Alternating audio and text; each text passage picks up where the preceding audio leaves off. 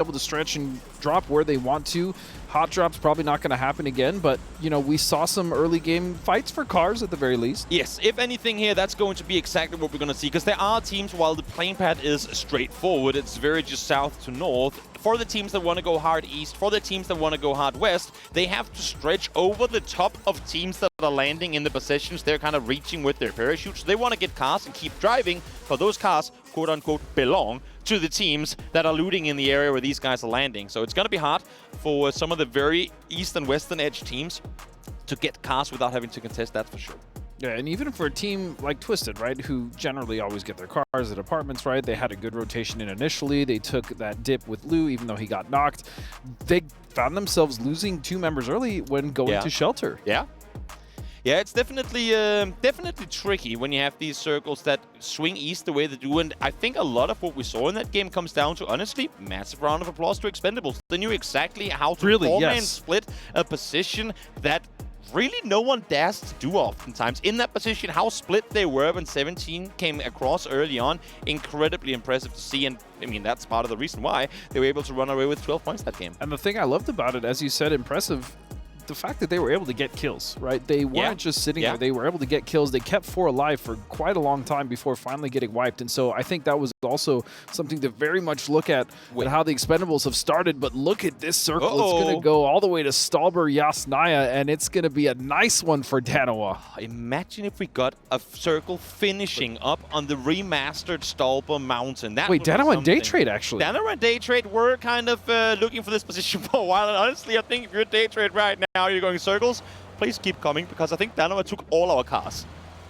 I mean, they at said, least for the time being, Daytrade is okay. Daytrade, if you're going to go for the high ground, we'll take your vehicles and dip. And that's exactly what happens. Yeah, Guman in, or I should say on, a bike. Good thing for him is that Tiamba was also rotating early, and they have yet to find any guns. You can see Pow Pow really hoping to get a gun early on, but not speed. But also at the same time, look forward. Is he going over the bridge? Is he going North George? Or is he going South George? Because I would imagine that Tiamba is going to opt to flex further west and get the loot game going. Yeah, and you can see even Human there was like, I'm going to stay on the coast just a little bit more, just in case. But you see another member here of the Freaks. Actually, it's going to be Lou and Salute now.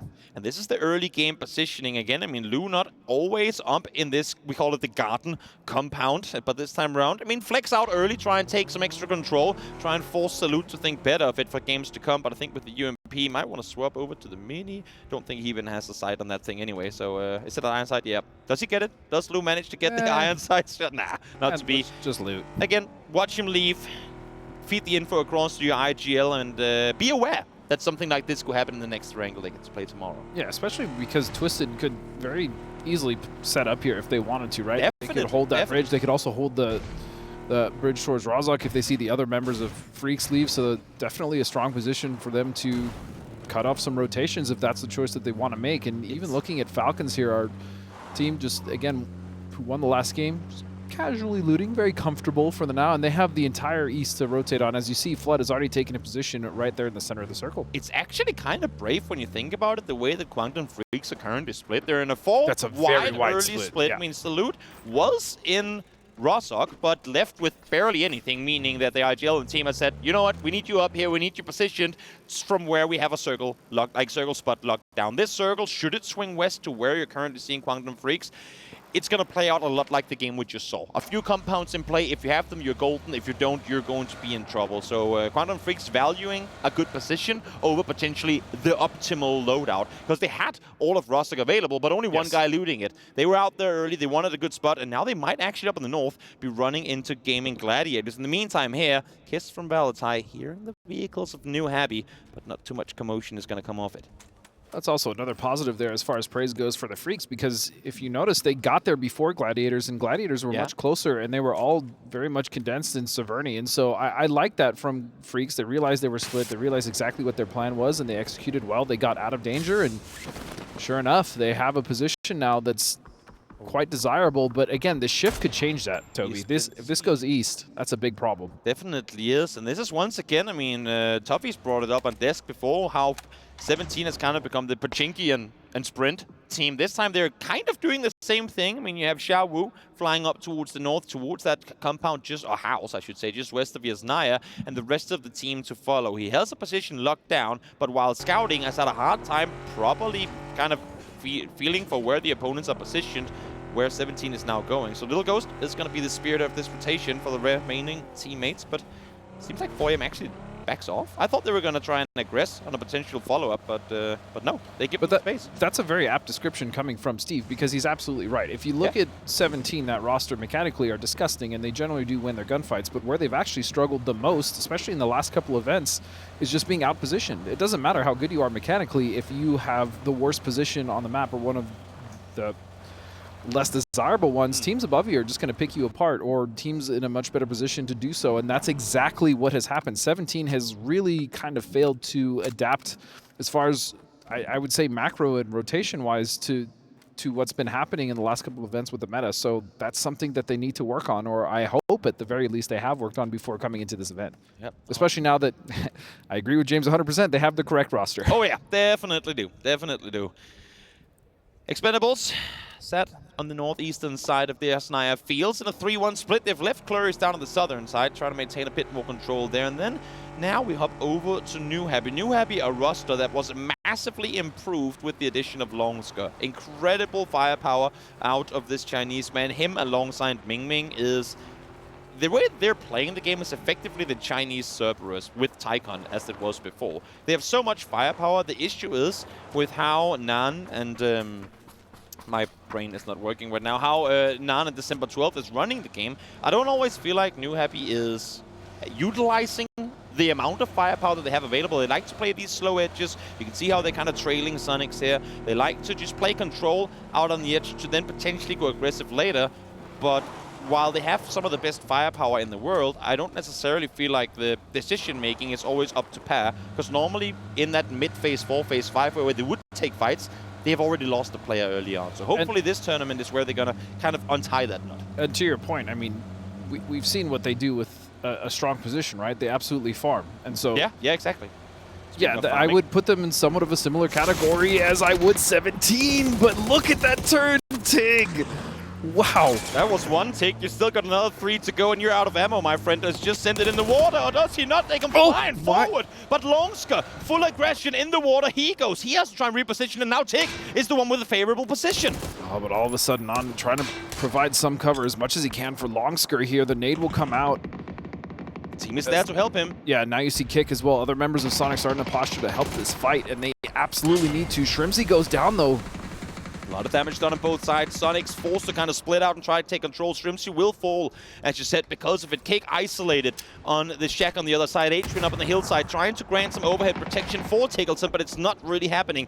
Good thing is that Tick can stay alive on his own. Longsker goes down. Nan with a chance really right now to leave, but as I say that, the tire is popped. He realizes he's got to reposition that vehicle as soon as possible, otherwise he's not going anywhere as the other member of December 12th kickstart. What a shot. Incredible shot to kick things off, or kick things off, really to finish things off here. Kickstart things off? Kick stop? Yeah, I don't know. As Nan now again, broken vehicle. Does Sonic stay here? Do they do this to assert dominance and say, you know what, if you're going to try and take out one of our guys, we're going to sit around until it's done. And there it is done. Sonic's annihilating New Happy. Well, it was at the cost of Shrimsy, but I will be honest with you, Sonics will take that all day for 4 kills. In a situation like this where Tick gets pulled up on out of nowhere, they're far from the circle, rotating on in, getting 4 points, 1 eliminated player there on their part. Again, yeah, you take those. I miss Shrimsy already.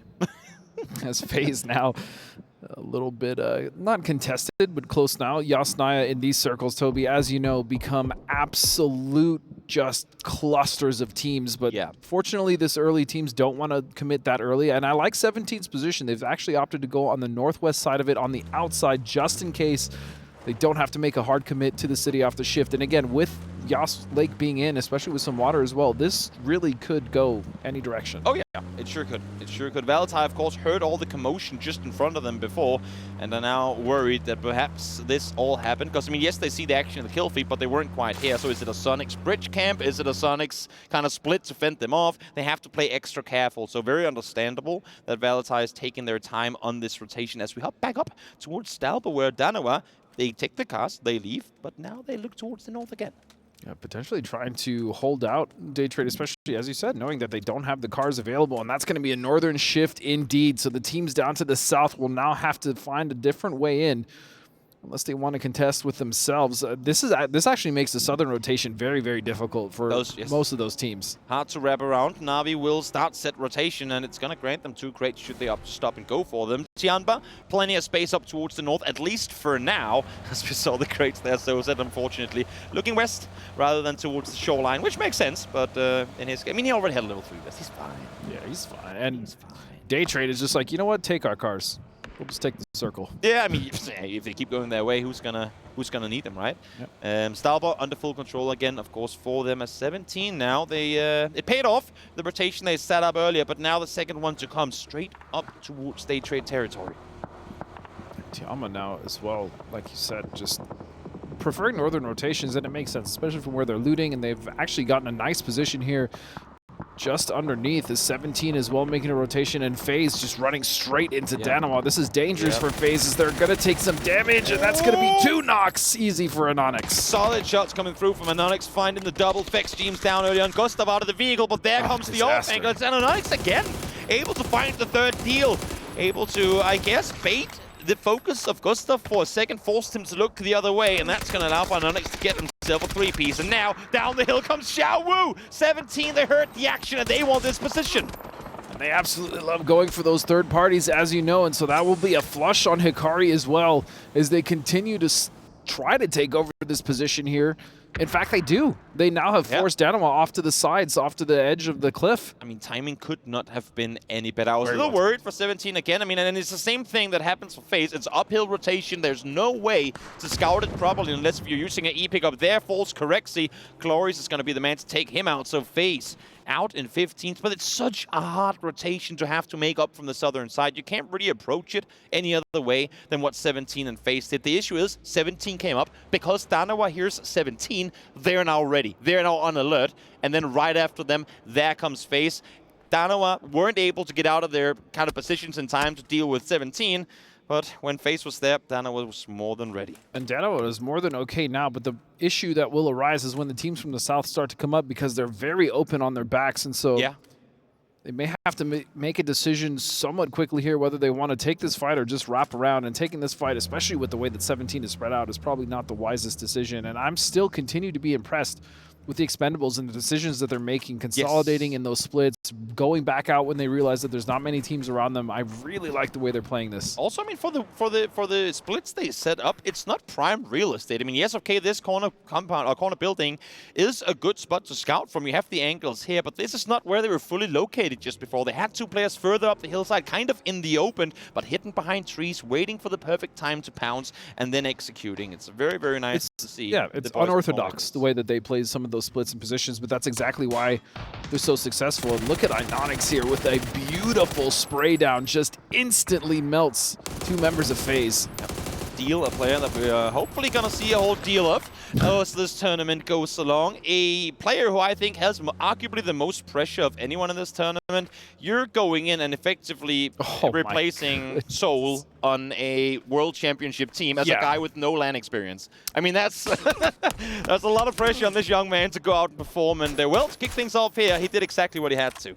Yeah, to say big shoes to fill would be an understatement, but, you know, sometimes pressure creates diamonds, right, Toby? And so we'll see how Deal does here at this event. As Sonics now contesting a little bit here with Tiamba. They did make that rotation to the north once they dealt with the team of New Happy. The Na'Vi is starting to make their way up here as well. Power is on kind of solo duty to try and fend them off. It works for now as the circle keeps shifting towards the north. I love the fact that we're actually getting a full spotlight of this position. You see Gunner there. The coach from Sonics looking behind his players, of course, again, can't communicate with them while this game is going on. But looking at their POVs, Alrain, the coach from Na'Vi, doing the exact same thing, taking notes, getting ready for this to come. I talked to the coaches this morning. This morning they got the news that this was an option. They were all smiles. So happy that we're finally getting this. They've been asking, wanting for this to be the case, that they can be there on the stage with their players, and here they are. I can't overstate how much I love this. The fact that they can watch amazing. immediately, the fact that they can listen to their comms right there on the stage, feel their emotions as well, see how they're reacting. I mean, this is a coach's dream, and I couldn't, man, I really just couldn't be happier that they're able to do that. And seeing the coaches on stage with the team it's phenomenal. But this is a peculiar situation for Na'Vi. They're well aware that Chiamba is up here because Pau Pau was shooting earlier, but they're doing what most Edge teams do. Okay, if there's a team there, we just keep on rapping. Issue is, Sonics did the exact same thing coming in from the west side just before, so they might just be running into a, or they might just become the ham and a sandwich they didn't know existed to begin with in just a moment. That's never a surprise sandwich you want, I guess, but here we go. 4 a.m. will come in parachuting into a pretty decent position here, all things considered. They'll be just on the south side of the Freaks as well as Danawa and Daytrade, but they're not going to have any team contest immediately. Meanwhile, Cerberus now have to make their push here on the south side. And again, this is what I was talking about earlier. Danawa, very wise decision to leave because now they're going to have to contest with 17. What was a three-man party in the north before might just have a fourth team joining as Twisted Minds, you can see here on your screens, making their way in this direction as well now. Tickleton is shooting behind him. He is well aware that Na'Vi has just rocked up on the eastern side. They do not want to be a ham in what, suppose, the middle in what will be a four-man situation. And as a matter of fact, able to take a sample out at a distance with the MK. Solid shots coming through from Tickleton. And that information is very important as well. Now they know that it's Twisted Minds that's just off to their west, and so they will clean up that kill. Very nice. Another point. Sonic's already accumulating 5 here. Got to keep in mind, of course, they did lose Strimsy in that early fight against NH Esports, so a little wounded early on, which is even more so the reason why they want to keep teams at a distance as this new circle takes us towards the west. Wow, that's an interesting shift to say the least, and that's going to cut out everybody that we just spoke about in the north. And for those of you guys who don't know the lay of the land up here, because it was updated, well, not fully recently, maybe recently enough for those of you guys who haven't played the game recently, isn't there? A lot of recently. In any case, circle middle here is a valley. It's an open space in a low ground position that you can't utilize at all. So expect to see a lot of these times, instead of going, let's get to the circle, say, we got to just take these fights because we can't play this circle as it stands right now. Well, it goes back to what you were tying into last game when you said Gaming Gladiators needed to just get points. I mean, they're not going to necessarily get a better position off the circle, especially being so late, especially being held out by multiple teams. So you just have to take what's in front of you, and that's very much the case here. It looks like Perfectix is going to go down to Kiss from Valley Tai, and Twisted Minds have had a rough start so far to this event. Tricky one for sure. It's not been favoring. Again, I mean, they like to play this edge situation, or this edge play style, but it's not easy to play edge when everyone is forced to play edge with them. Especially like this far north. They like the more center favoring circles where they can be some of the like one or maybe two teams on a side of the circle and linger on their own. Speaking of lingering, Luke trying to stay as low as he can as he finally starts shooting. Na'Vi now aware that Twisted Minds is here as well, but unfortunately for Luke, can't quite connect. And Na'Vi now getting out, just kind of looking at their back. They do have somewhat of a ridge to play on this north side, but it's really not all that great, and they're going to have to contest with Megaloss actually in a good position there to also receive anyone coming in on the north. So I really like that from them. Meanwhile, the Gladiators now having to contest with Cerberus on the south, and this is what I was worried about for them. Yep, it was 17 to kick off the fight with one going down now. Dansei falls as well as Iononyx and Danawa continue to dish out damage on the eastern side of the circle. Tianba down and out as they reach kill number 5. Cerberus, though, pushing on forward. Help came through from 17, and Cerberus will gladly take the kills on the other side of this hill.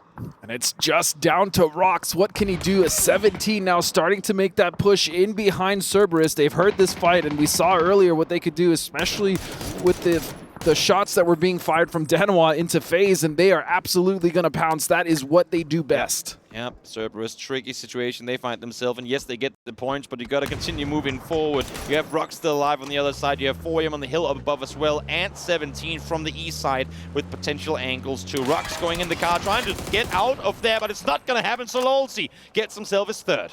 Yeah, but the consolation prize is now 2 members knocked and a very heavy blue.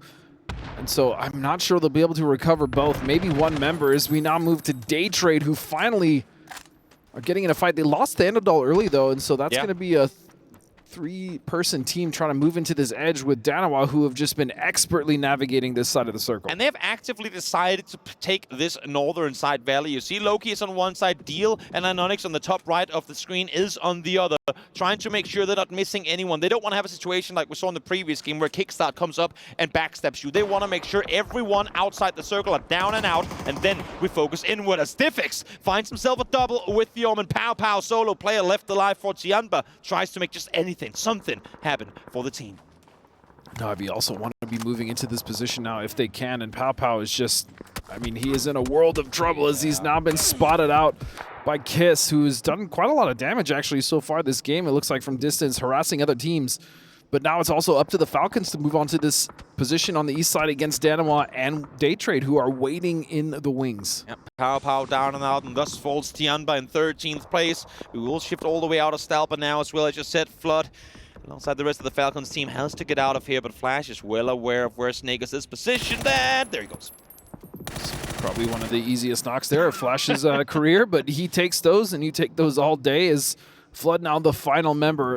Astonishing game.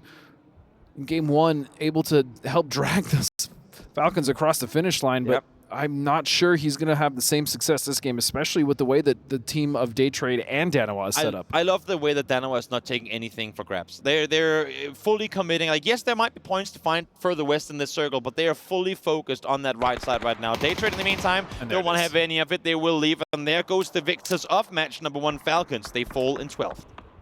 Well, fortunately, they put up quite a lot of points in the first game, and so they'll be okay for now. I'm sure they'll have a talk with Trevor as 17 and the Expendables as well, starting to encroach on 4EM's position. One of the members of 4EM is Nox, so they are going to have to back up a little bit, which is going to buy some of these teams room to move into this circle as it is closing, and this is phase 5. Yeah, the fact that Cerberus has actually been able to reset on that western side and are now containing 17, who was doing the exact same to them just before. Incredibly impressive how they managed to readjust. Doc Juice not going to push forward. He is the anchor player. He's sat here, listening for footsteps, trying to see anyone coming in his direction and feed info across to his teammates. This is still a very tough position, though, stuck in between multiple teams, and the Expendables, I believe it's Delwyn that's actually really being a thorn in 17's side, kind of forcing them to push into Cerberus, which is so smart from them. Again, Expendables just really came to play as they've pretty much made all the right decisions for the most part, but that grenade will start things off for 17 as Hisaki goes down. You see the communication there in the eyes of Xiao Wu. They run on forward. They don't like what they see. They're forced to back off. Then as soon as the nade comes through, instantly 180. Wait a second. We can go back. We can go back there. We got ourselves the first knock. Bobo able to get one in return, though, as Lil Ghost does get taken down. But they have to commit to this now. They're right out in the open as Dark Juice again, holding this angle and doing so extremely well. He is him indeed. And so again, the Expendables just starting to close the vice here on the members of the southern side of the circle, and they get a shift for their efforts. That's actually so good for the Expendables. We're ending this game in the Valley. Day Trade might just finish off second place in this game by just laying low. It's going to be very interesting. I don't think I've ever casted a game that ended in this particular Death Valley up by style, but this is incredibly interesting that we might get to see that for the first time at a global stage. It's fun to play in. It's very fun to play in the Valley and around the Valley. There is enough cover, and it's pretty conducive, I'd say, to on-foot gunfighting, but not with this many players. No, it's tricky. It's tricky. I'm sure these guys ain't having fun right now. They're doing everything they can to garner as many points as possible. Sololsi, solo player left alive for Cerberus, trying to at least just take some 17 players down with them, but they're not peeking. They're not budging. He's going to move, or have to move, further towards the west. With the Falcons down, they still can catch up, though, with some points. They've done well enough with 4 points, and so, yeah, anything Sololsi gets at this point is just going to be a little bit of icing on that cake as he's just trying to figure out whether he goes left or right. What a spray from Diffix. Solid melts Lou. Solid shots coming through from Na'Vi as they continue to maneuver further forward. Fear it, no, Vest doesn't matter. He's going to push forward regardless. Spots Kickstart just on the other side as Na'Vi claim kill number 5. New Happy in the meantime almost up to 10 kills as well as we hop back to Sololsi, who is continuing to try and suppress on the other side. And at this point, I think he just conceded. He goes, you know what? I'm going to go for these kills regardless. Either I get you or I go down. Oh, and he's doing a significant amount of damage here. Look at that. Suju goes down. Xiaobei down to 1 health. He will fall, but now it's going to open the window for 4EM to come in. Yep, finally they peek on out. They've been playing tight for a while, only 1 kill so far, but they are still 3 players up, and there you go, 1 more point added, and the entire South secured. And with this new circle being where it is, they can now start and flex out the same way that we saw Expendables and 17 do so earlier. Yeah, unfortunately for Daytrade and Danawa, they haven't really had to contest with much. At least Danawa, the way you were talking about it, you're absolutely right. I mean, they were very careful. They made sure not to overextend, and they just wanted to control their little slice of the pie to make sure that that circle, when it did shift, they had something to play and not anyone really to contest with. And now that the blue is at their backs, they are comfortable. Valentine has been creeping on forward for a while, but now they're starting to pounce. Kiss able to get himself the double. Ferris, Diffix both down. Hekatori solo player left alive, trying to stay put, but he finds himself in a very, very tricky position. Smoke's really the only cover he has to play around. Valentine, though, not seemingly too eager to push on forward. No, and the Expendables actually are getting kind of picked apart here, as finally Na'Vi will fall. And that's going to go in the hands of Freaks, I believe. Danawa, again, just kind of holding on and trying to take some shots over here towards this fight between Daytrade and Expendables, but because of that dip, they're not able to do so, and now the Freaks and Danawa will have to meet and have to move. Yes, they have to take this fight. Danawa, there's no way they get to get off that hillside and wrap her all the way around without Freaks shooting them in the back. And look at this again, let me Daytrade, they're just thrown down in the valley below. A team tried to join them, and that's their APAC counterpart in the Expendables, but they were not allowed to play around here. And now Danawa is going to make the run. I thought they were going to play it a little safer on that northern side, maybe take the fight to Freaks. They could get themselves very, very caught out here if Freaks realized what has just happened. Yeah, they wanted to beat the timing there to make sure that they got away from the Freaks before they peeked over, and it looks like they will be able to do so. Multiple vehicles were actually available to them, so very nice move. Loki, though, might actually be trapped. Did he not get in the car in time, or did it was they a two-seater leave him behind on purpose? Oh, yeah, true. The RB was a two-seater. He couldn't. The coupe don't fit him in. Unfortunate. In the meantime, over on the other side, 4AM now, again, as I said before, opting to start flex out, try and clear their edges. They would have heard the vehicle from Danawa down below, and that's why they're aggressively going up here to try and make sure no one's going to push in from their side. And that was just a difficult rotation, regardless of how you cut it, because Danawa either had to deal with a team above or they had to get the timing, which they did, and then sit right under 4AM. Also, I mean, in all fairness, low-key, as long as 4AM from the hill up high doesn't spot him, could end up playing a massive spoiler. Should Freaks expect all of Danawa to now be on the other side. Yeah, but the problem is the circle is now starting to close in on Loki, so he's going to have to move and gotta commit to a hill, which I would say. I mean, to that point, the other members of Danawa aren't even in, Toby. Yeah, exactly. Do they go over and pick him up? Is that what Deal is contemplating here? Go and get him in the car? Or do they just make a run for it? I'm not sure. Freak's peeking on over, but of course this comes with the danger of having everyone else look towards you. Salute, I see the Panzerfaust in your head. What are you gonna do with it? Nothing for now as Deal once again steps up and finds his kill number 3. Danawa at 10. 10 kills, you asked, you said he had big shoes to fill, and indeed he does. Loki now will get another kill there, and that's going to be a nice double flush. What a start of the day here for Danawa, 12 and counting. They are not done just yet. They should find themselves, if not a top 3 guarantee, then something close to it. They have done their work. They're now free on the eastern side. The fights will happen on the western. If they want to, they can run up this hill for free and take the fight. They can backstep it. They can claim this win right here. The way they have played this has been so impressive. The fact that they've been able to navigate around all these full teams as a 3-man without really taking any casualties has been wonderful from Danawa. I mean, this is now an open buffet. They finished their food first, and they're going in for seconds. They have all of 4AM looking the other way, and that's your double that you want. Loki up on 5 kills now, as well as UNQ Force down. Beans with a double. Solid Korean play coming through here as Danawa find themselves in a 3v1v1.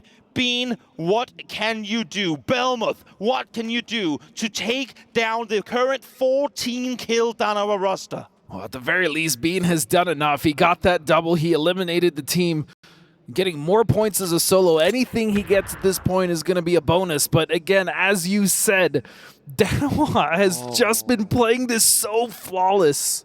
I mean, honestly, kudos to Daytrade for being in a tricky situation early. They knew they were surrounded. They had to back off. And now, just off of placement points alone, that's 5 in the bank for them. Smart by Belmoth not to over-aggress earlier, to kind of realize the situation that he was in and just salvage points as everyone else fought forward. But even now, Danawa is so calm. They're not overextending. They know there's only 2 members left from other teams, and yet they still maintain their position. And there's no reason to overextend here. They've already gotten 14, 15 kills.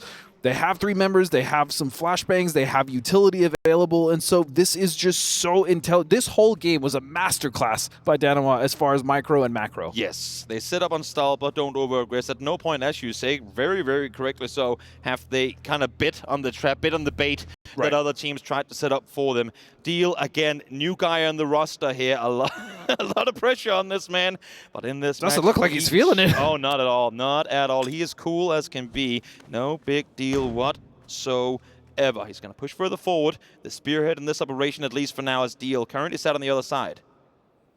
This still very well can all fall apart, though. If there is a misstep in Danawa's game, the 2 solos could strike, and that could potentially put us in another 1v1 situation for an endgame like last game. Timing is crucial. The thing is, Danawa came in from the east. They swooped the team on the northern side. They know their backs are clear. They know for a fact that both these players are on the western side of the circle. And by just setting up a perimeter and slowly, carefully closing in on it, they're forcing these 2 opponents closer to one another.